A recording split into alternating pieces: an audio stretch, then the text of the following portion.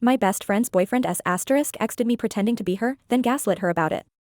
Now she's rebuilding her life, and I'm helping her break free.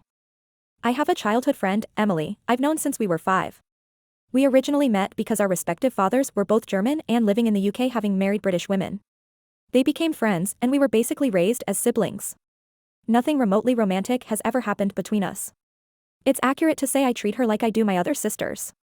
People struggle at times to believe nothing has happened between us, but is it so insane for someone with 3 sisters to treat a childhood friend as a 4th? We stopped being friends briefly when she got married way too young to her boss. He ended up being incredibly abusive, controlling her life at every level, and over the 3 years they were together he basically isolated her from all friends and family. We reconciled when she divorced him. Around this time I attended university and met my now wife early on. We were assigned to the same floor in the halls. We've been together for 17 years now, and she's become really close to Emily over the years. Also at university I met a guy, George, on my course. We were part of the same friendship group but didn't stay in touch until we coincidentally ended up working together a good 10 years after graduation. I ended up introducing him to Emily and they started a relationship. A year or so later they moved in together. Emily was happy, he was happy. On the face of things he's seemingly been fine with me and Emily's friendship and never said anything. Over the past few weeks I started getting texts from her, sometimes late at night, that were just off. I was suspicious when she used a common British shortening of my full name rather than the traditional German version our respective fathers, and she would always use, and when some overly flirty, almost outright sexting occurred I immediately shut it down 100% sure it wasn't her. I basically called him out and asked if this was in fact George using her phone and bluntly asked why he was trying to sext with me as his girlfriend. He never responded, but after explaining the situation to my wife she went over to Emily's with my phone to see what was going on. I wasn't there for this, but she showed Emily our entire text history and what he had done. George came home and they confronted him. He first outright denied it and had the balls to accuse Emily of sexting me and trying to hide said cheating from my wife by saying he did it. Emily just left with my wife to come stay with us after this because there wasn't any reasoning with him. The morning after he called and begged her to come home, he was crying and threw himself at her feet claiming he did it out of jealousy. He highlighted that she was in the habit of deleting our conversations which drove him mad, an apparent choice she makes for all her texts with everyone, not just me. And he was always jealous of our relationship. He found it hard to see me with her, and after he saw her saying stuff like how she loved me, again, siblings, not being able to read our texts drove him to basically go fishing to establish our relationship. The sexting was an attempt to bluntly see if it was something we, or more specifically I, would engage in. At this point Emily asked for mine and my wife's opinion on this whole thing. I called bullshit on this being a mistake. Something he was driven to by jealousy. He violated her privacy by going through her phone, risked our friendship by masquerading as her. Risked my marriage by trying to bait me into sexting a friend. Risked Emily and my wife's friendship by making it look like Emily was sexting me. The entire thing was a clusterfuck. I didn't outright say she should leave him, but I highlighted how dishonest this whole thing was. She eventually went back home and I didn't hear anything for a few days, but Emily eventually revealed to my wife that she had functionally forgiven him. My wife worked out from the conversation what had happened. He had basically flipped the script on me by playing into fears from her marriage. He described me as another controlling male trying to dictate who she had a relationship with.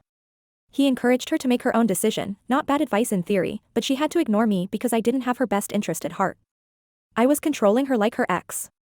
My wife quietly pointed out he was in fact being like her ex, not me. He was driving a wedge between her and family. At this point Emily just gave up.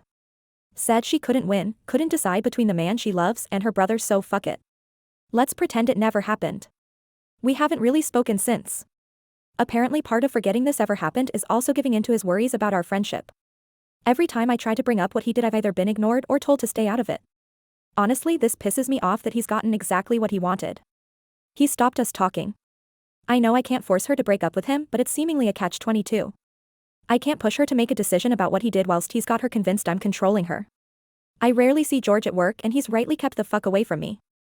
I was tempted to bring my sisters into this clusterfuck, tell them what happened, they love her like a sister too, and see if they can talk some sense into Emily, but that's somewhat manipulative too. So any advice here? Let shitty sleeping dogs lie.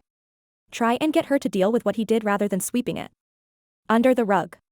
TLDR, my childhood friend's partner sexted me pretending to be her as a test to see if there was anything between us.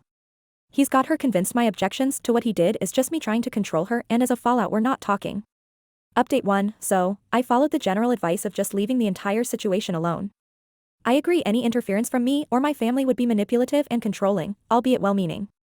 So I haven't really spoken to Emily since slightly before Christmas, but her mother contacted me a little after New Year to ask if I knew what was going on with her. Emily's cousin back in Germany had contacted her mother saying she had turned up on her doorstep having flown in from the UK on the 4th after apparently breaking up with George. According to her mother, Emily had come back to our hometown for the holidays. She brought George and at some point they ran into her ex-husband at the pub. For context, we grew up in a tiny village in the arse end of nowhere. There's literally nothing to our village but a pub, a post office and small supermarket. Her ex still lives where we grew up. So this is all information relayed to me via Emily's mother, but apparently at some point George approached Emily's ex-husband and asked for some advice. George is familiar with the story of their relationship and knows how controlling he was and why they divorced. Somewhat to her ex-husband's credit, he apparently refused to answer any questions and quietly approached Emily's mother to relay what he had asked. Now this is according to him, and George denies it, but he said George asked him how to handle me in terms of my friendship with Emily. I've no idea what Emily's ex-husband's motivation was here, but they've been divorced for a decade now and he hasn't contacted her in this time, so I'm inclined to believe it wasn't further attempts at interfering with her life. Maybe it was actually manipulation, maybe in the decade since they've divorced he's become a better man. Who knows? We're all inclined to believe that is what was asked, despite George denying it, because how else would her ex-husband know he had an issue with me recently? He isn't in contact with anyone who would know about the recent issues. Also, to be honest, the ex never had an issue with me. He saw me as a child, despite being the same age as his then-wife, and constantly called me kiddo and asked how school was. It would be a very specific shot in the dark on his part to assume George had an issue with me without George saying so himself. So, her mother told Emily what George had tried to do and pointed out that her boyfriend is now trying to emulate her ex-husband's behavior and encouraged her to confront him over this and also what happened over the last month rather than ignoring it. Nobody was privy to the discussion they had, but he left sometime after it to return to their shared home and she stayed with her mother saying they had broken up. She stayed with her mother until the day after where she, without any warning, left for Germany. The cousin she's staying with assures us she's relatively fine. She's just overwhelmed and embarrassed she let this happen again. She couldn't handle being where she might run into either ex, so staying with her mother was off table and she just ran somewhere far, but safe. I still haven't spoken to Emily. I've sent her a message with some condolences and reassurance she will always have a home here in the UK. I've decided to continue to give her space whilst making it clear I'm there for her. She hasn't responded, but I assume this is just out of awkwardness over what happened and how technically George was once my friend. He hasn't spoken to me either and I haven't seen him at work at all. So, yeah, not a happy ending per se. It shouldn't have taken her abusive ex getting involved for a resolution, but as people predicted, George was being abusive and he would repeat that behavior. I suppose it was relatively painless that he showed his true color so emphatically without much further abuse. This could have dragged on. Thanks for the advice. Me staying out of it didn't make this any easier for her, but it probably avoided making it worse. Update 2, I jumped the gun a little with the previous update, and looking back I hadn't actually spoken to Emily and it was all secondhand information. TLDR of everything so far is my childhood friend, Emily, then boyfriend George, sexted me as her to try and see if anything was going on between us. After being confronted, he approached her abusive ex-husband and she left him realizing twice now she's fallen for abusive men. Given this whole thing has now been entirely sorted in the 3 months since it happened, I thought I'd actually give an actual full resolution. So, Emily came back to the UK just before the country was locked down and moved in with us, reluctantly. We grabbed some beers, and played Divinity 2, whilst we hashed out exactly what went down from her perspective. I apologized for going behind her back and speaking to her mother about it all. Situations like this are never helped by information being relayed through other people, and I asked if she wanted to go through it all start to finish. Basically, she buried her head in the sand the day she found out he had been trying to sext me as her. It was just too much. She couldn't win. She either lost the man she loved, and the lifestyle she had, or lost her brother. I assured her she'd never lose me, but she revealed she low-key hated the fact she let herself be taken advantage of like this twice and couldn't face me having not listened to my advice. She also mentioned that breaking up with him would inevitably land her on my doorstep for support, and that made her feel bad also, hence escaping to Germany and not talking to me about this. This went deeper and she opened up about her insecurities, how she regretted never going to university, instead marrying her abusive ex-husband, and how she feels like an accessory to other people's happiness. She saw me and my wife, a power couple as she put it, and just felt so small by comparison. She did love George, but leaving him would leave her with functionally nothing again, and she couldn't handle that. We talked about this a lot. I revealed I was aware my support of her could be a problem. I was feeling like I had made their relationship awkward by being so involved in her life. It might have been hard for George to feel like her boyfriend, whilst I was there picking up her tabs, doing the DIY, and basically acting like a father coddling his child.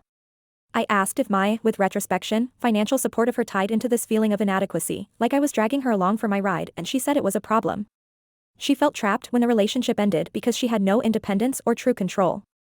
Whilst I would never use my position to control her, she would still be living by someone else's good graces. She felt she needed to stand on her own 2 feet, be her own woman rather than relying on a man, no matter how much she loved and trusted him. That way her decisions would be her own, rather than under some level of duress. In the same way a child wants independence from her parents, she feels she finally needs independence from me. So we came up with a game plan. Now the lockdown has obviously made this harder. She is still living with me and my wife currently, but the plan is she's going to go back into education. She was capable of attending university, had the qualifications, but decided not to due to marriage. My financial security was really born of an inheritance I had after my father died, life insurance. I used to not have to worry about rent during my extended time in education and early career. I bought a small flat with it I still own. I've decided to pay it forward and put her in a similar situation by lettering her use of my flat, which is currently unoccupied because it's only been rented to students due to its proximity to 2 universities. Yes, this is me financially supporting her, but in a strictly limited way. No more covering errant bills, paying for holidays, or footing the bill when we socialize. She will not pay rent, but she will cover all bills on the flat, and she moves out the moment she's in work.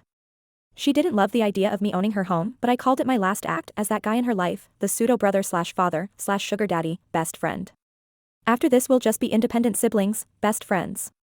She will be moving soon, we'll need her room after all since my wife is now 5 months pregnant. Turns out she's been pregnant since late December and all this started.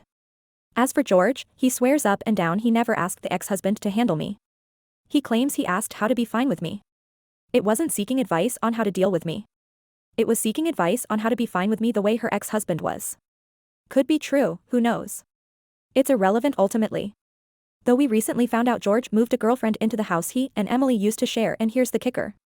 It's a long-time friend.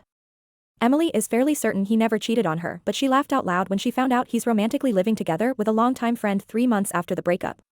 The dude's insecurity was likely born of his own feelings for a friend. He was getting close with a girl he was friends with, so he projected that onto me and Emily. She's broken up and moved on. We're aiming to have a healthier relationship by gaining some independence.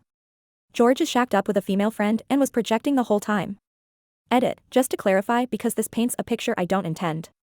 I don't pay all of Emily's bills, nor for her stuff and holidays. She doesn't want independence from me specifically, she wants independence full stop. She went from her parents, to her now ex-husband's, and then spent about a decade living paycheck to paycheck before meeting George and living largely off his money. She has no real qualifications and her current line of work has limited prospects. The things I do for her come in 2 categories, and the lack of clarity between the one-offs and the consistent things made it look like I pay for her entire world. Firstly, there's the trivial stuff I do consistently that I'm stopping as a massive overreaction to George. Logically, it's fine that a brother and his wife do these things for his sister, but they weirdly make her uncomfortable, and it obviously made her ex uncomfortable. Stuff like I've done the odd bit of DIY, specifically fixing a vacuum, which isn't insane given I work in R&D for a vacuum brand. And I pay for her drinks and stuff if we socialize. I'm stopping all that trivial levels of support largely at her request to ease her discomfort at being subsidized by me. It's a pride thing. This might also help with any jealous boyfriends wrongly assuming because I pay for her cinema ticket along with my wife we're secretly Mormon. The second category were the big, one-off, things like paying that bill or buying plane tickets. Things I did in a crisis and or out of extreme generosity once. She wants to be able to be safe during shit like COVID without needing to live with me. She wants to be able to break up with a guy and be okay, alone rather than crashing here. She wants to be able to fuck up a meter reading on her electricity and weather the silly bill that comes without me paying it. That happened once. I'm not gonna stop doing these things entirely. An emergency is an emergency, we won't let her come to any harm, but instead we're gonna try and make it so that she doesn't need me to do these things via an education and hopefully a better job. So, yeah, I don't pay for her entire life, I just muddled some big things I've done in an emergency with some trivial brotherly support.